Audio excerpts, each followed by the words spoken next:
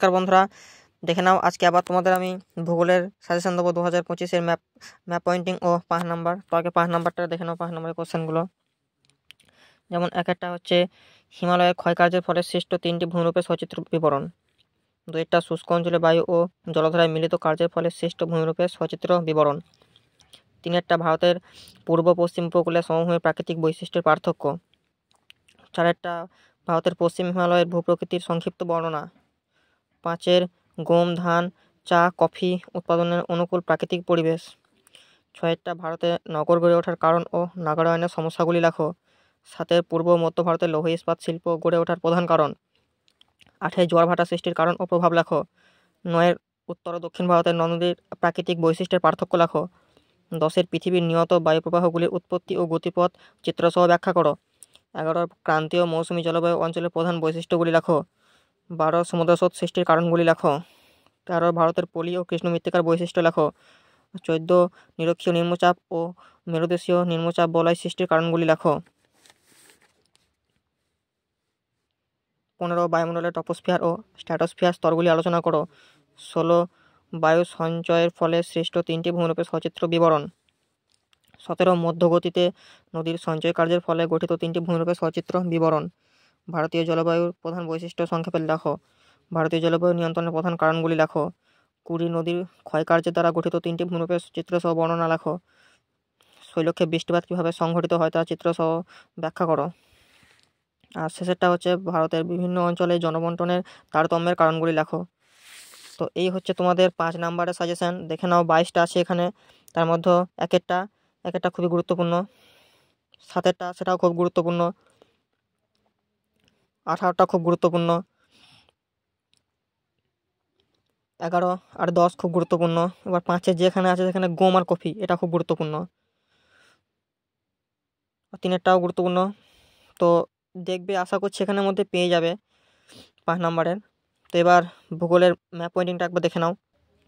তো দেখে নাও তোমাদের ভূগোলের ম্যাপ পয়েন্টিংয়ের সাজেশনটা। পর্বত ও শৃঙ্গ 1 নম্বরের থেকে এখানে পর্বত শৃঙ্গের মধ্যে থাকছে শিবালিক, আরাবল্লী, সাতপুরা, গডইনস্টিন, কাঞ্চনজঙ্ঘা, বিন্দু পর্বত।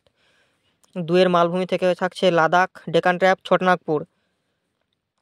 3 নদ নদী থেকে থাকছে গঙ্গা, গোদাবরী, কৃষ্ণা, কাবেরী, তাপ্তি ও মহানদী।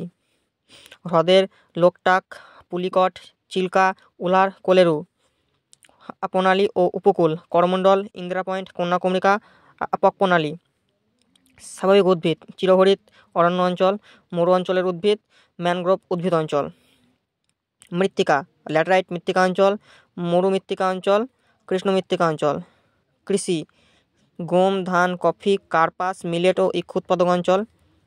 শিল্প পূর্ব ভারতের একটা লৌহ ইস্পাত শিল্পকেন্দ্র, পূর্ব বা পশ্চিম ভারতের পেট্রোরসায়ন শিল্পকেন্দ্র, ভারতের ম্যানচেস্টার, উত্তর ও দক্ষিণ ভারতের ম্যানচেস্টার, ভারতের ডেট্রয়েট, ভারতের সিলিকন ভ্যালি একটা ভারী ইঞ্জিনিয়ারিং শিল্পকেন্দ্র, ভারতের বৃহত্তম তথ্য প্রযুক্তি শিল্পকেন্দ্র।